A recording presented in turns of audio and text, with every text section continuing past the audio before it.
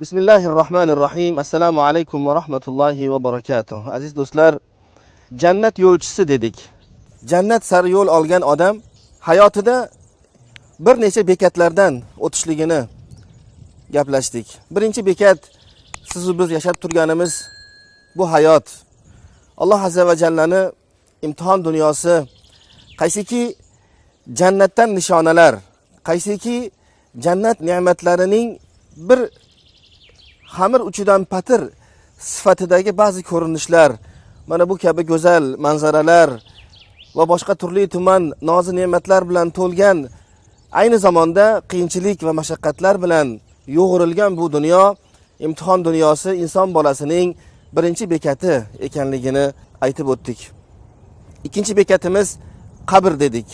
Qabrda Allohning marhamatiga, jannatiga loyiq deb topilgan bandalar jannatdan kelib turadigan nozi ne'matlar, jannatning havosi va jannat sari ochilgan bir darcha, ko'zini nuri yetgancha jannatdan bahra olib turadigan bir rohat makon joy bo'lishligi va yoki aksi do'zax chuqurlaridan bir chuqurga ham aylanishi mumkinligi ekanligi haqida ham aytdik. Uchinchi bekat mahshargoh, hisob kitob maydoni. Hisob kitob maydonida ham insonlar yana mana shu dunyo hayotida yashab o'tgan hayotlariga ko'ra, qilib o'tgan amallariga ko'ra muomala ko'rishliklarini ham xabarini berdik. Insonlar mahshargohda juda ham uzoq vaqt qolib ketar ekanlar.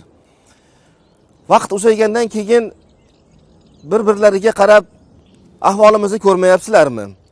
Axir bizga yordam beradigan, bizga bir shafoat qiladigan, Alloh azza va jallaning huzurida bizni hisobimizni tezlatishligini, tezroq bizni jannatga kiritishligini so'rab beradigan biror bir kimsa yo'qmi oramizda deb o'zaro tortisha boshlaydilar va odamga boramiz.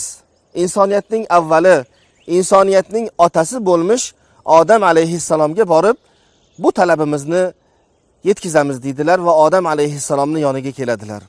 Odam alayhissalom nafsi nafsi, meni o'zimni o'z holimga qo'yinglar. Meni o'zimni dardim o'zimga yetarlik. Men o'zimni tushunishdan boshqa narsaga qodir emasman deb talablarini rad etadilar. Ibrohim alayhissalomga boramiz. Ibrohim alayhissalom ham nafsi nafsi, meni o'zimga o'zim yetarliman. O'zimni dardim boshimdan oshib yotibdi. Boshqa birovlarni dardini ko'taradigan toqat, kuch, imkoniyat menda yo'q. Musa alayhissalom ayni javob. Iso alayhissalomga boramiz. Iso alayhissalom ham ayni shaklda nafsi nafsi, izhabu ila Muhammad, men o'zimga o'zim yetaman, sizlar Muhammadga boringlar. Sizlarga yordam beradigan bo'lsa, u ham Muhammaddir. Muhammadga boringlar. Insonlar Rasulimiz, Habibimiz Muhammad sallallohu alayhi va sallamga yuzlanadilar. Ya Rasululloh, bizni holimizni ko'rmaysizmi? Bu ahvolni ko'rmaysizmi? Bizga Robbul Izza Alloh azza va jallaning huzurida shafaat qilmaysizmi?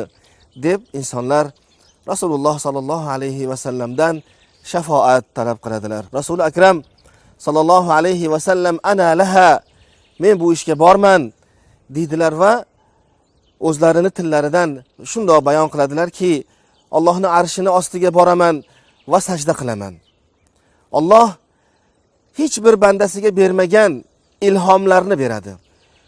Shunday hamdlar, shunday sanolar, shunday duolar qilamanki, hech bir inson bolasini qalbiga kelmagan, aqliga kelmagan duolarni Robbim menga ilhom qiladi. Uzoq sajda qilaman, uzoq duo qilaman.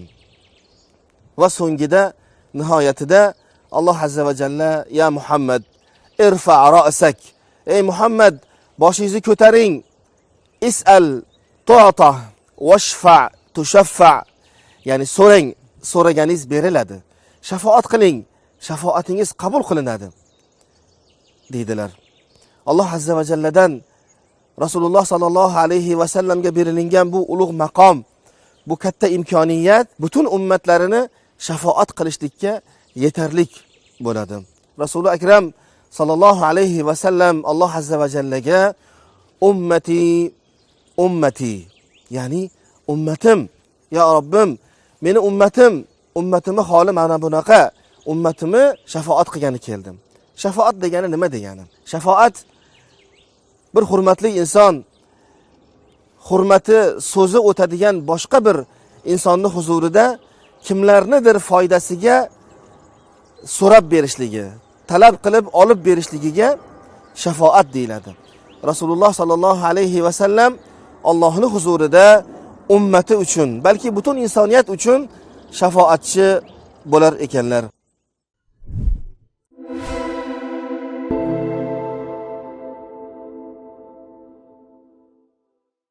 Rasululloh sallallohu alayhi va sallamning shafaatlari bilan Alloh azza va jalla jannat ahlini jannatga kirishliklariga izn beradi. Jannatiylar jannatga kirishlaridan oldin Qantara deb atalmish bir makonga ko'chiriladilar. Qantara deb atalgan bu makonda mo'minlar o'zaro bir-birlari bilan bo'ladigan hisob kitoblarini ko'radilar. Kimi kimda haqqi bor, kim kimdan qasos olmoqchi, kim kimini haqqini yegan, kim kimga zulm qilgan, kimni haqqi kimga o'tgan. İnsanlar bir-birlari bilan bo'lgan munosabatlaridagi haq huquqlarini hisoblashib olmoqliklari uchun poklanib, top-toza bo'lib, bir-birlariga nisbatan g'illu g'ash, bir-birlariga nisbatan adovat va boshqa yomonliklar qolmasligi uchun Alloh azza va jalla insonlarni Qantara deb atalmish bir makonda poklar ekan. Rasululloh sallallohu alayhi va sallam Alloh azza va jallaning adolati shunchalar yuksakki, hattoki bir shohi bor bo'lgan qo'y, ikkinchi bir shohi yo'q bo'lgan qo'yni suzib qo'ygan bo'lsa nohaq, hattoki shularni ham o'sha shohi bor qo'chqorni zulmini shohi yo'q bo'lgan qo'yga olib berilar ekan. Xuddi shu mazmunda insonlarni, sizu bizlarni bir-birimiz bilan bo'lgan munosabatlarimizdagi haq huquqlarimiz bo'ynimizda bo'lgan holatda jannatga kira olmas ekanmiz. Jannatga kirishligimiz uchun bu haqlardan qutulishimiz kerak. Bu haqlarni egalariga berishimiz kerak. Bu zulmlardan, bu zahmatlardan forig' bo'lishligimiz kerak. Ya'ni bir so'z bilan aytadigan bo'lsak, poklanishligimiz lozim bo'lar ekan. Qantara deb atalmish bu makonda bir muddat poklangan mo'minlar ana endi jannat eshiklari sari yo'l oladilar. Allohning izni bo'ldi. Qantarada poklanildi. Ana endi jannatiylar jannat eshiklarini qoqishlik uchun, jannatga kirishlik uchun oxirgi yo'lga chiqishar ekanlar. Rasululloh sallallohu alayhi va sallam jannat eshiklarini bir emas 8 ta deb bayon qildilar. Jannatni 8 ta eshigi bor. Har bir jannat eshiklarini o'zini nomi bor. Va har bir jannat eshigidan kiruvchilarni ham alohida sifatlari, bir o'lchov me'yorlari bor ekan. Payg'ambarimiz sollallohu alayhi va sallam jannatda ro'zadorlar uchun Ar-Rayyan ismli eshik borligini ma'lum qildilar. Rayyon nomli bu eshikdan ayna soimun, qani ro'zadorlar bu dunyoda yozni issig'iga, kunni uzunligiga, ochligi va chanqog'iga qaramasdan Alloh uchun ro'za tutgan ro'zadorlar qani deb chaqiriladigan eshik Rayyon nomli eshik bo'lar ekan. Namozxonlar uchun esa alohida yana boshqa bir eshik bo'lar ekan. Saxovat pesha bo'lgan, ko'ngli, qo'li ochiq bo'lgan insonlar uchun ham boshqa bir eshik bo'lar ekan. Har bir eshikdan o'zini ahli, o'zini demak nomzodlari chaqirilar ekan. Payg'ambarimiz sollallohu alayhi va sallam bu gaplarni aytar ekanlar.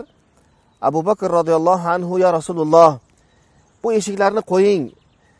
Shu eshiklarni hammasidan bir mahalda chaqiriladiganlar ham bo'ladimi? deb so'radilar. Rasululloh sollallohu alayhi va sallam ha albatta va umid qilamanki siz o'shalardansiz.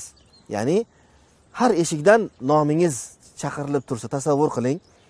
Ro'zadorlar eshigidan sizni chaqirishyapti, namozxonlar eshigidan sizni chaqirishyapti, mujohidlar eshigidan chaqirilyapsiz, saxovatchilar eshigidan chaqirilyapsiz va yana boshqa eshiklardan hammasidan bir mahalda yoki bir nechtasidan bir mahalda sizni nomingizni aytib, falonchi pistonchi o'g'li qani deb tursa, bundan buyuk baxt bormi?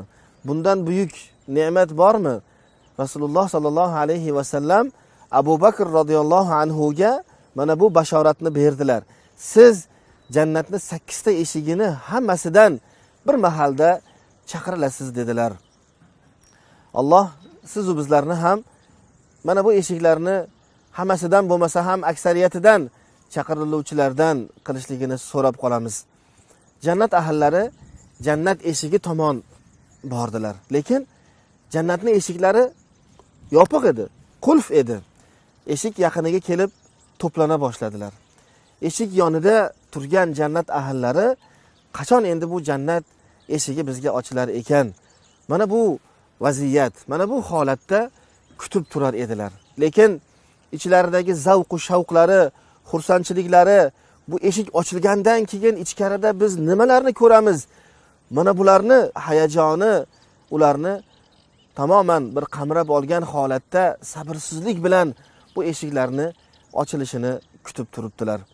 Inshaalloh kelgusi suhbatlarimizda bu eshiklarni ochilishligi, kimga ochilishligi, qanday ochilishligi, ochilgandan keyin ichkariga kirishlik va ichkaridagi noz-u ne'matlar, ichkaridagi jannat, haqiqiy jannatning vasflari haqida inshaalloh suhbatlarimiz davom etadi. Assalomu alaykum va rahmatullohi va barakatuh.